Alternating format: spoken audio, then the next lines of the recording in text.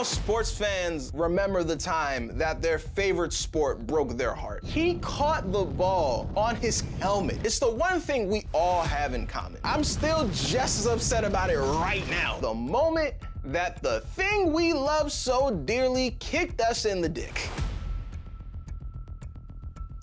Hi, my name is Kevin Pierce, lifelong Patriots fan, and this is the 2007 Super Bowl, also known as the helmet catch game. So to add some context, on the day of the helmet catch, I was only 11 years old, and at that point in my life, all I knew was the Patriots dynasty. So from when I was 5 years old on, it is 3 Super Bowls and only missing the playoffs once. So heading into the season, I'm like, all right, the Patriots are gonna be good again, because what else are they gonna be? But even I didn't have any idea just how good until this happened. The Patriots and Raiders making it official. Oakland sending disgruntled yet talented wide receiver Randy Moss to New England for a 4th-round draft pick. Bro, we traded for Randy f***ing Moss. I can't even put into words how crazy that is at the time. I'm wearing the jersey right now because of it. And we got him for a 4th rounder. Do you want to know who the Raiders got in return for that trade? Don't worry, I'll save you Google search. John Bowie. He was a cornerback from Cincinnati who played all of 2 seasons, 5 games, and had like 4 tackles maybe. That same draft, they drafted Jamarcus Russell. Double yikes. Anyways, another weird story happened before the Patriots season that has absolutely nothing to do with the Super Bowl, so we are gonna skip right past that and get to the fun part. In that first game of the season, that first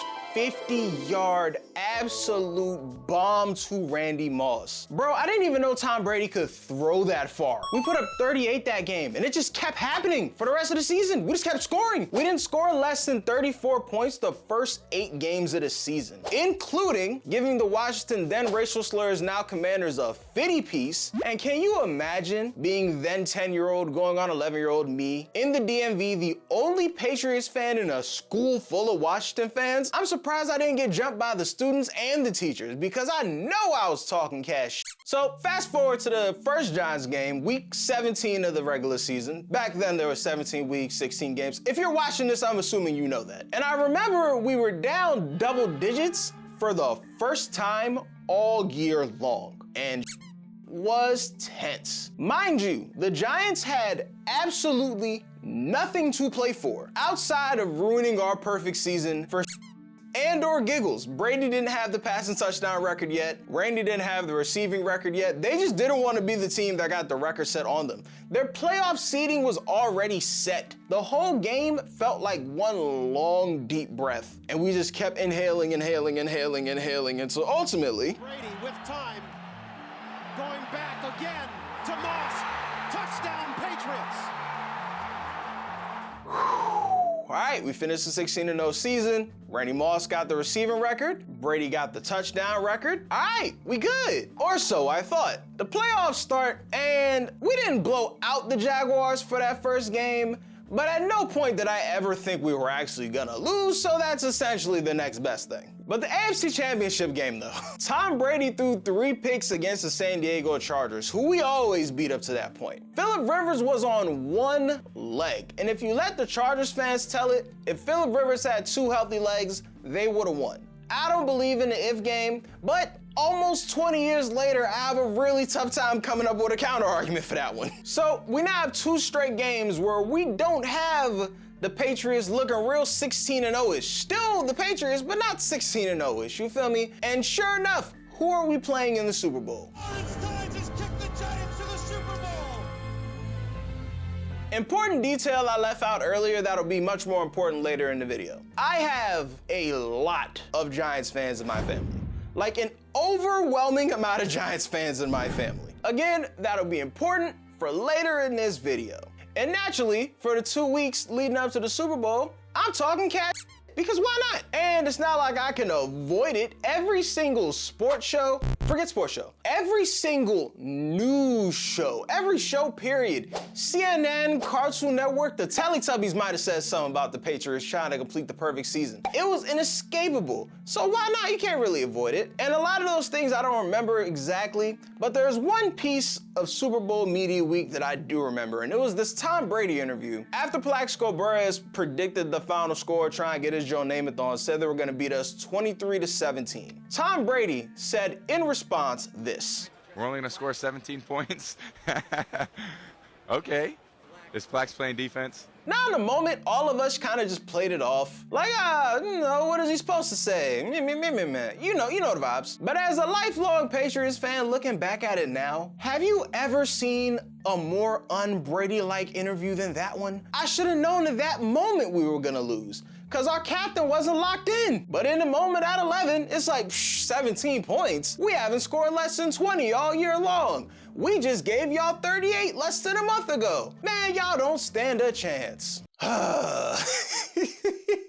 So it's officially Super Bowl Sunday. Commercials, pregame, you know the works. National anthem time. Is Jordan Sparks singing? Why is this a relevant detail? Well, one, have you seen Jordan Sparks?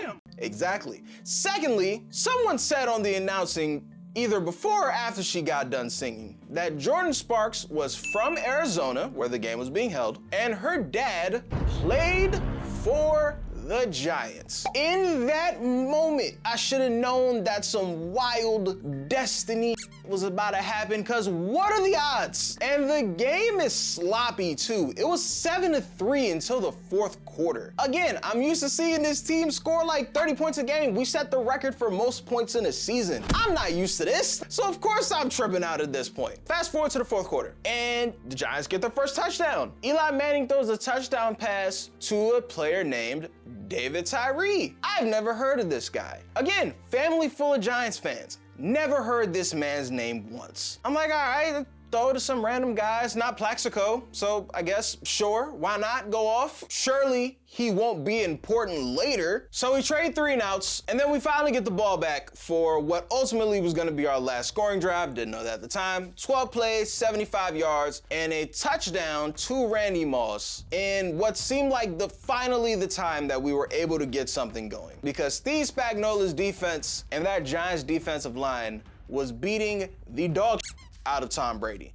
Rewatching this game, somehow it's even worse than my 11-year-old brain remembered. Maybe it's 'cause I know more about football now, but brother, at the time, whoo! Oh my God. Steve Spagnuolo's going to the Hall of Fame based on that game. Matter of fact, when Eli Manning inevitably makes it into the Hall of Fame, Steve Spagnuolo should be like on the shoulder of his bus. He don't gotta be on it, but like just on top like a unicorn horn or something. But anyways, we score. There's like 2 minutes, 48 seconds left. The Giants got all 3 timeouts. Yeah, in most situations, that sounds like a lot of time for any quarterback worth their weight in shit. But I worry about that type of stuff with Eli's older brother. I'm not worried about Eli. What's the worst he could do to my team? And they convert a 4th down. I'm like, all right, man. They got Brandon Jacobs, who's 1,000 pounds. Of course they convert that. Who cares? They get the 3rd down again. We almost sack Eli. We got him in the grass. We're like, I bet. We got Eli. Gets out of the sack some way, somehow. I'm like, okay, that's fine. Don't know how he did it. He stops, throws up an absolute prayer. I see Rodney Harrison closing in on the ball. Mind you, Rodney's one of the best safeties in the league at the time. So I'm like, oh,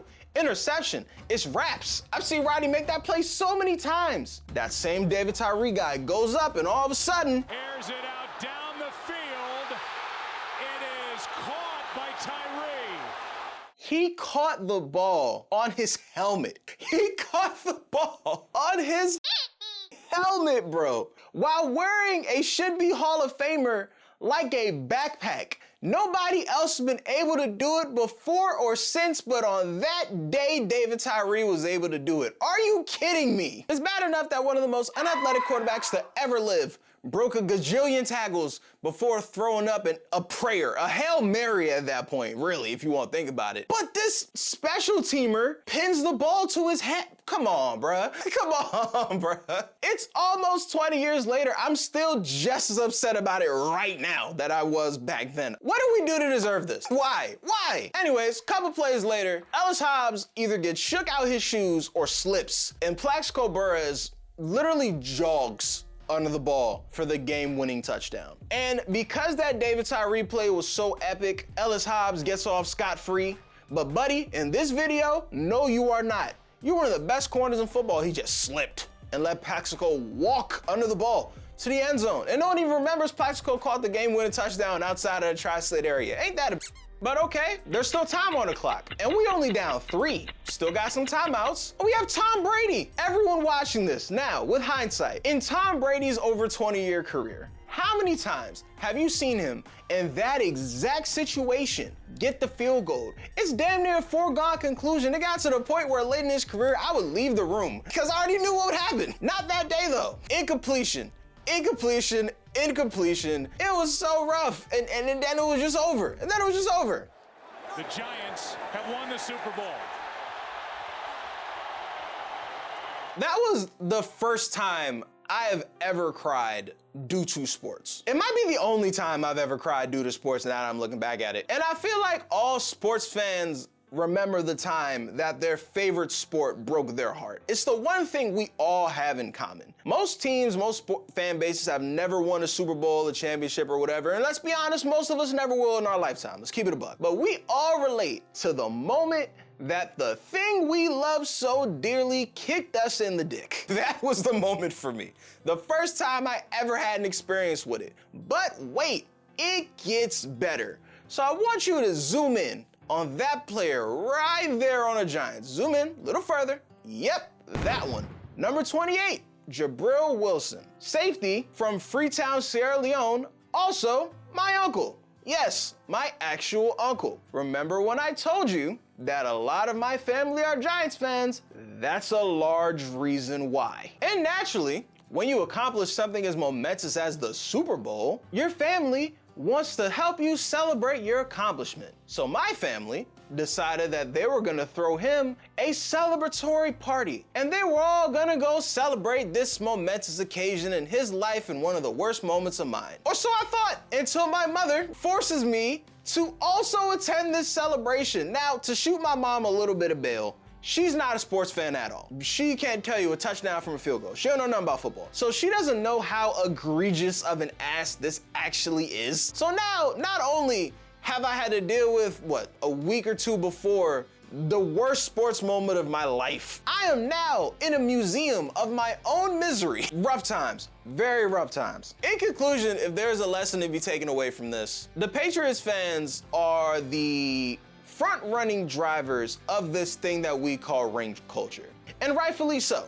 Like, you'll never hear a Patriots fan say wins aren't a QB stat, because we root for Brady. You're damn right it's a QB stat, because our quarterback wins all the damn time. But the cruel irony of that is that the greatest team in that 20-year Patriots run will only be remembered as a great tragedy on our end and one of the most monumental ups in sports history to everybody else because of ring culture.